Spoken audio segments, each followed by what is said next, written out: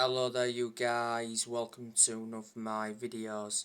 Going to be giving you my predicted 11 for Manchester United's game against Real Sociedad in the Europa League. So I'm expecting Manchester United to rotate for this game. So I'm going to go with the 4-3-3 formation. In goal, I will go with Martin Dubravka. I think he'll make his debut in this game. Martin Dubravka is a backup to number 1 David De Gea. Manchester United signed Martin Dubravka on loan from Newcastle. A $2 million loan deal was agreed. There's an option to buy for around $5 million. Martin Dubravka was at Newcastle for around 4 years. He made over 130 appearances.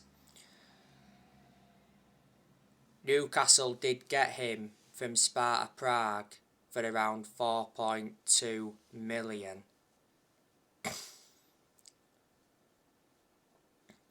Right back, I'm going to go with Diego Dalot.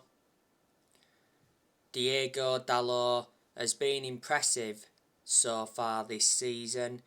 He played in the 3-1 win against Arsenal. I thought he played well against Arsenal. His link-up play at times was good. He showed good attacking intent. Defensively he was good, and I thought his positioning was good. At times in the game against Arsenal he struggled against Gabriel Martinelli. Dalot is our first choice right back under Erik ten Hag. He was also our first choice right back under Ralph Rangnick. So there's no way back for Aaron Wan-Bissaka. Aaron Wan-Bissaka is out with injury at the moment. But Dalot, his contract at Manchester United expires next year. Manchester United did get Dalot from Porto. Man United paid around 19 million. Brought him in under the Jose Mourinho, where at one point Dalot had a loan spell with AC Milan, and reflecting on that he gained some experience. The two centre-backs, I'm going to go with Raphael Varane and Harry Maguire. Varane, of course, played against Arsenal, put a very good performance out, looked well composed at the back. And Varane plays very well alongside Lisandro Martinez. Varane and Lisandro Martinez are our first choice centre-halves. But Martinez recently picked up an injury. But Maguire, I do think he will start this game. Maguire hasn't started a game for a while, and Manchester United have looked a far superior team. Maguire came on in the 3-1 win against Arsenal. He did receive a yellow card. I think Maguire is definitely on his way out of the club. Man United overpaid for him, got him for 80 million. So yeah, I think Maguire will come in for Lisandro Martinez. Left back, I'm going to go with Luke Shaw. I think he'll come in for Tyrell Malacia. Luke Shaw recently come back from a knock.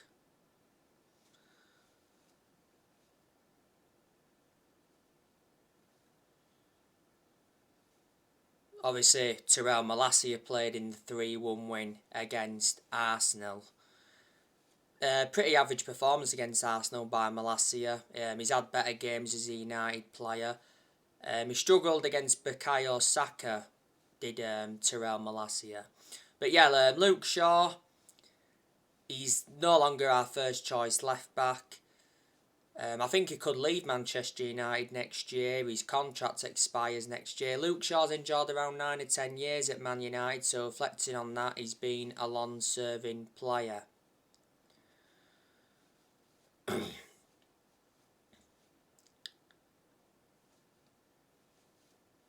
Defensive midfielder, I'm going to go with Casemiro.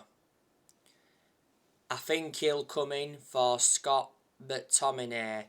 If Casemiro does start this game, it will be his first start for Manchester United. Casemiro did come on in the 3-1 win against Arsenal and made an impact. Man United got Casemiro from Real Madrid for 70 million.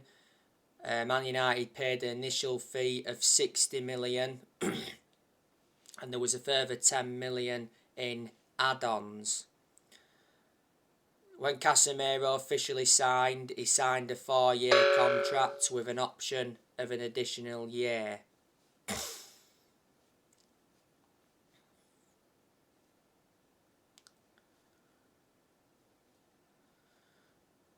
Centre midfielder, I'm going to go with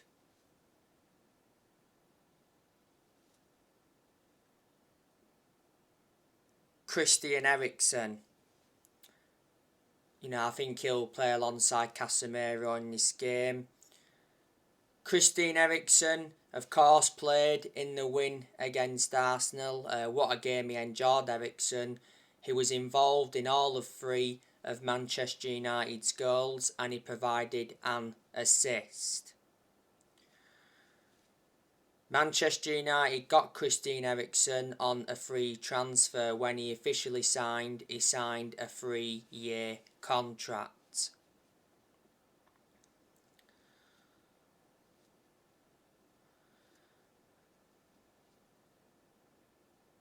Attacking midfielder, I'm going to go with Bruno Fernandes.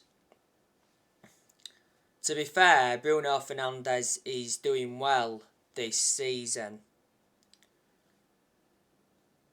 Bruno Fernandes, of course, played in the 3-1 win against Arsenal.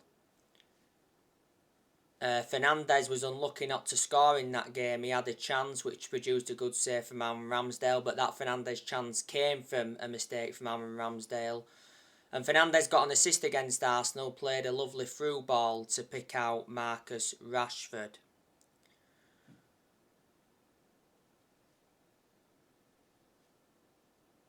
And Fernandes scored in the 1-0 win at Southampton. That was a very good volley.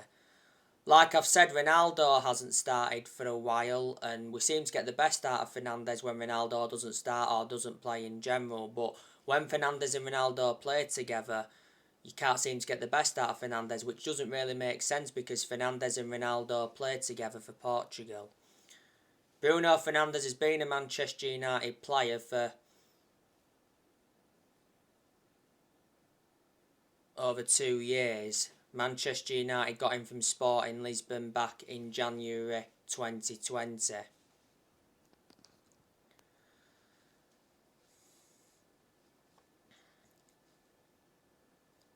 On the left wing, I'm going to go with Marcus Rashford. I think he'll keep his place in the team. Rashford put a very good performance out in the 3-1 win against Arsenal. Rashford, of course, got 2 goals. Rashford's first goal was a counter-attacking goal and his second goal was a tap-in. And Rashford also got an assist in the game. Rashford got an assist for the Jadon Sancho goal in the 1-0 win against Leicester. Rashford scored a good goal in Manchester United's 2-1 win against Liverpool at Old Trafford. So we are now getting the best out of Rashford. Obviously against Arsenal recently Rashford played up top, but in this game I think he'll go to the left hand side. Rashford has been part of the club for a long time. He came up our academy. He's been a Man United player since the age of 7 and he broke into our senior squad back in 2016 and since then he's gone on to make over 300 appearances.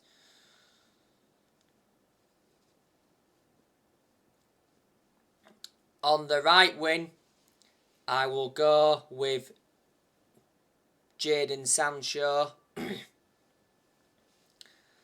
Sancho, of course, played against Arsenal. Weren't brilliant against Arsenal. I've seen him have better games this season. Sancho, of course, scored in Manchester United's 1-0 win at Leicester. He scored in Manchester United's 2-1 win against Liverpool. That was a well-taken goal. But we are now getting the best out of Sancho. Revert back to pre-season. I thought Sancho played very well.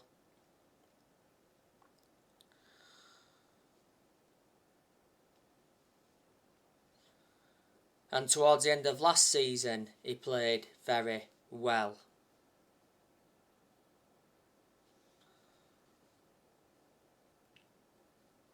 Manchester United did sign Jadon Sancho from Borussia Dortmund in a deal worth 78 million with add-ons included. Sancho's under contract with the club until 2026 as an option of an additional year.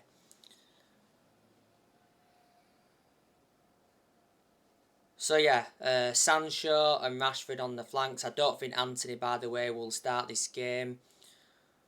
Antony, of course, played in Manchester United's 3-1 win against Arsenal. It was his debut, and Antony scored on his Manchester United debut. And the centre forward, I'm going to go with Cristiano Ronaldo. I think Ronaldo will start this game against Real Sociedad. Ronaldo hasn't started a game for a while, and to be fair, Manchester United have looked a far superior team. Ronaldo did come on in the 3-1 win against Arsenal, and to be fair, he made an impact. I reckon Ronaldo's leaving Manchester United next year. Ronaldo's already accepted that he will be staying until January. Not so long ago, it said that Erik ten Hag expects Cristiano Ronaldo to stay at Man United. Ronaldo's been subjected to a lot of transfer speculation. A number of clubs have been in for him. Ronaldo's contract at Man United expires next year. There's an option to extend for a further year. Man United re-signed him last year from Juventus. So Ronaldo's been his second spell at Man United. Since Ronaldo re-signed, he's got 18 goals in the Premier League. He has 24 goals in all competitions.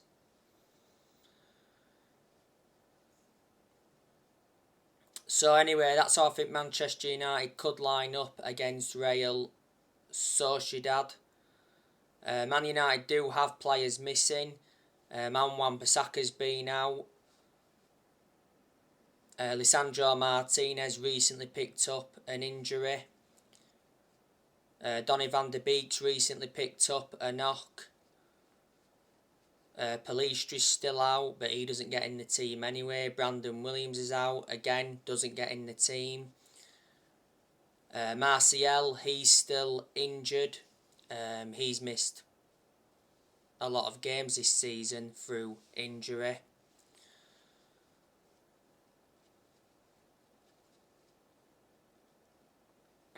So there you go. This is Manchester United's first game of the group stage in the Europa League.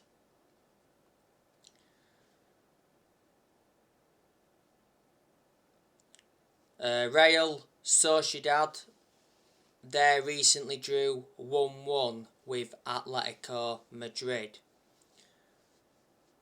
Like I've said, I do know some players that Real Sociedad have got.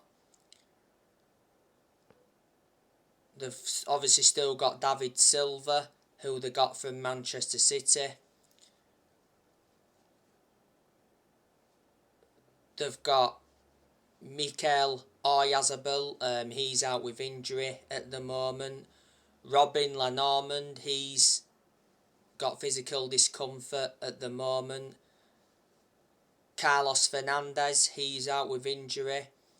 Diego Rico, he's also injured as well.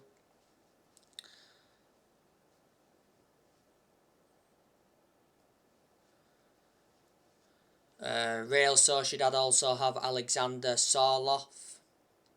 So they are some of the players they've got.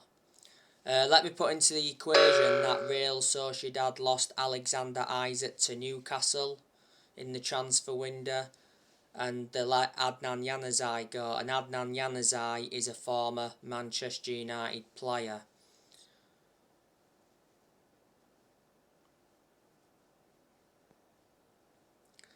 The Real Sociedad manager is Imanol Alguacil. He's been the Real Sociedad manager for a long time, before he managed Real Sociedad's reserve team. Imanol Alguacil's contract at Real Sociedad expires next year. Manchester United played Real Sociedad in the Europa League last year. It was 0-0 at Old Trafford, but Manchester United won away at Real Sociedad 4-0.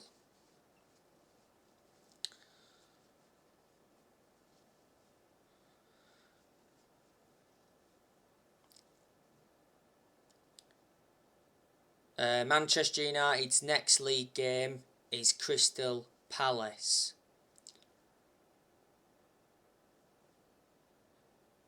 Yesterday I gave you the news regarding the Glazers.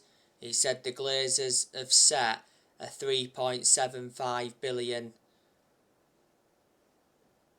price tag on Manchester United, which could tempt interest from Dubai.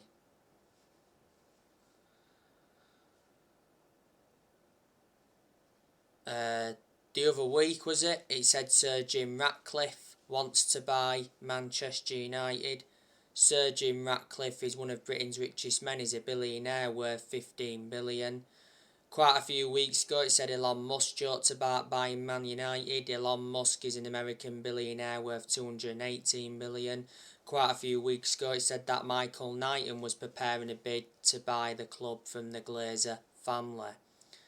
But for a long time now, Man United fans have been protesting against the Glazers. Gotta get them out of the club. The Glazers have owned Man United since 2005, so they've owned the club for around 17 years.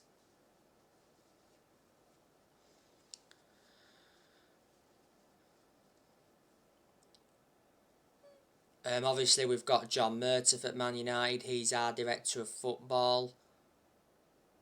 Richard Arnold, he's our CEO. Richard Arnold, of course, replaced Ed Woodward when Woodward resigned. We've got Benny McCarthy at the club. We've got Mitchell van der Gag and Steve McLaren.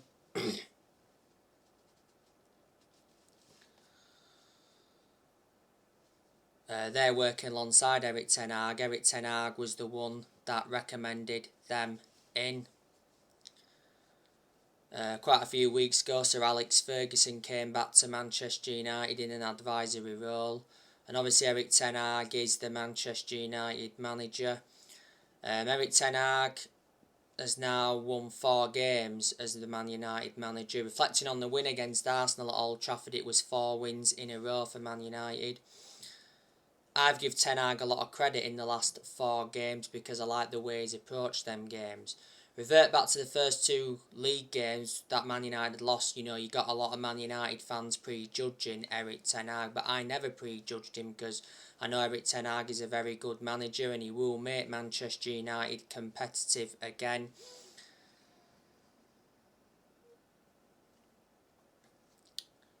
You know, Ten Hag is aware that he's got big expectations to exceed at Man United. You know, if Ten Hag is to get Man United a top 4 finish this season, you can say that's a good season because that would have been his first season. If he was to get top 4 and win a trophy, that would be a bonus. Then obviously Man United would build from that. You know, Ten Hag is Man United's 5th permanent manager since Ferguson. He's under contract with Man United till 2025. There's an option of an additional year.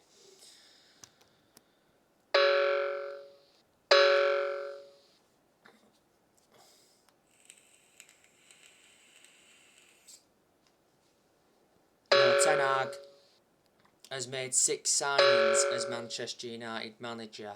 signed Terrell Malacia from Feyenoord, signed Christian Eriksen, signed Lisandro Martinez, signed Casemiro, got Anthony, and got Martin Dubravka on loan. Man United have spent over 200 million this year. Let me put into the equation though, we've let a lot of players go this year. We loaned Eric Bailly out to Marseille. We loaned Alex Telles out to Sevilla. We loaned Amad Diallo Traore out to Sunderland. We loaned Hannibal Mejbri out to Birmingham. We loaned Ethan Laird out to QPR. We loaned Dean Henderson out to Nottingham Forest. We let Lee Grant leave earlier on this year. We let Matic go. We let Pogba go earlier on this year for the second time on a free transfer. Man United let Jesse Lingard go on a free transfer. Let Juan Mata go on a free. We let Cavani go on a free. Manchester United sold Andres Pereira. And quite a few young players left the club. And like I've said, more players are going to leave Manchester United next year. I think Shaw could leave next year, like I've mentioned. I think Jones, Williams and Tuanzebe are going next year because they don't really get in the team. I think Wan-Bissaka's going next year because there's no way back for him in the team, like I've mentioned so many times. Diego Dalot is our first choice right back. Lindelof, I think, is leaving next year because he's not one of our first choice centre-halves. He was no longer one of our first choice centre-halves when Man United signed Rafael Varane. Fred, I think he's going next year as well. He won't be one of our first choice centre midfielders anymore. Obviously following the arrivals of Casemiro and Christian Eriksen. McTominay, I think he should leave next year. He's had some good games this season, but I've still got my strong reservations about him. To be fair, I thought McTominay did play well in the 3-1 win against Arsenal. Like I said, I think Ronaldo's going next year as well. So there you go. But revert back to Ten Hag. He did really well when he was the Ajax manager, because when he was the Ajax manager, he won Eredivisie titles, he won Dutch Cups, and revert back to 2019, he got Ajax to the Champions League semi-finals, and he developed the young players well. So anyway guys, that's something to update you with. Drop your comments, likes below on the channel if you do. Consider subscribe as always, and take care. God bless. See you all again very soon.